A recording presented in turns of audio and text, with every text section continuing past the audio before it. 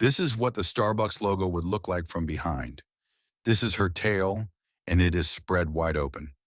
Now, it's important for you to understand that this design was intentional and kind of creepy, as you'll see throughout this video.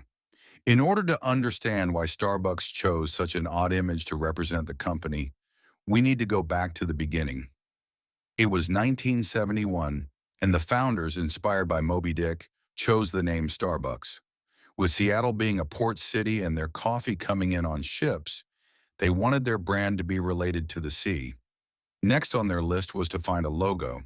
According to the company's website, while they were studying old marine books, a mysterious nautical figure called to them.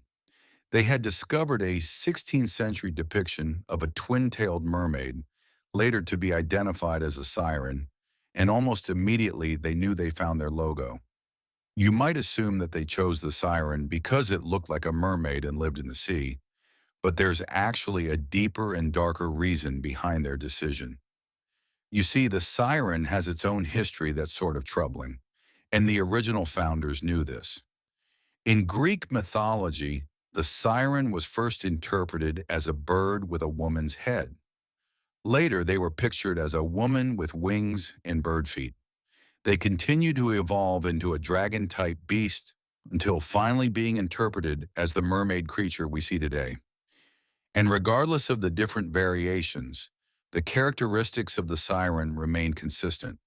They were seductive and violent. They used their beauty to seduce sailors to come with them in the water.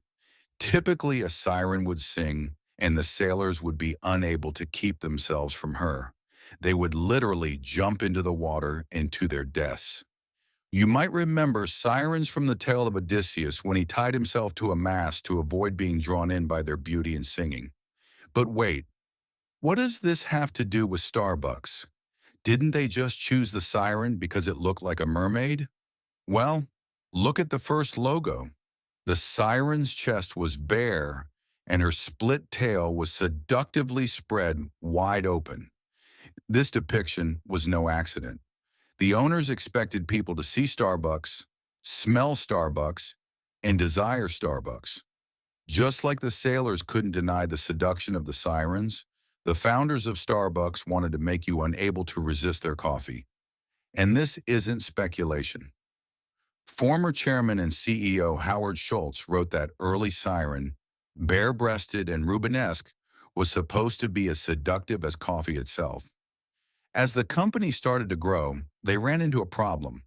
This seductive bare-breasted creature was a little too risque when it was scaled up in size. By changing the artwork to make her more appropriate, Starbucks was able to put the image on their trucks without backlash. And over the next 20 years, the logo became even more tame. However, through all these variations, one thing has remained consistent. The siren has always been the focal point. In fact, the company loves this creature so much that in 2008, they went back to the original bare-breasted logo. This was an immediate flop with the public, and it was quickly discontinued. Starbucks doesn't even mention this in their logo evolution page on their website, but it goes to show how dedicated they are to this creature. And you might think that seduction and irresistibility make for a creepy marketing strategy, but at the end of the day, it is working.